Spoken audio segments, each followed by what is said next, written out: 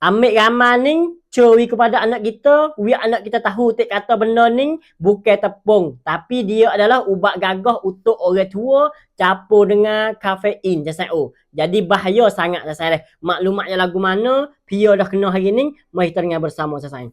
Assalamualaikum jasad. Jadi hari ni jasad kita ada jumpalah berita daripada kaudon dan tai jasad. Nak mari peringatan lah. Mari kita pakat-pakat jaga anak kita jasad. Kalau saya mana ada anak tu, cek tak kata muka lah tu, anak kita duk makan dak, duk pasal tengok dak tepung ni sana. Lepas tu goyak dia dah kata tepung ni bahaya sana. Jadi tepung ni sana, nama dia tu pong tacuh re pong Indo sana. Kulit dia tu warna kuning dan ada setengah tu sana warna ungu ataupun simung sana. Jadi bila kita baca nama di kulit dia sana, namanya Ectrachos sana.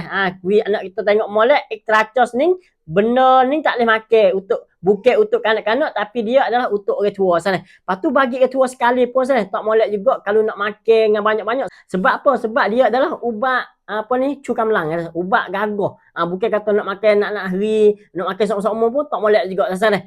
Jadi nak sapa juga kepada orang tua tu, tak molek juga kalau nak makan seumur sana. Dia kada ubat tambah gerai gitu sana. Tu.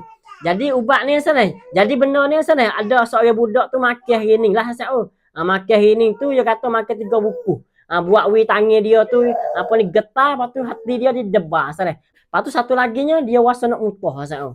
Tu jadi nak ayat kata lepas pada makan tepung ni, pergi hospital jadi akan dia tu macam tu sana. Nak ayat tu bahaya sangat sana. Jadi saya mana ada anak tu sapa kepada anak kita kata ubat ni, kata benda ni tak boleh makan sana. Sekadar selesai. Wassalamualaikum warahmatullahi wabarakatuh.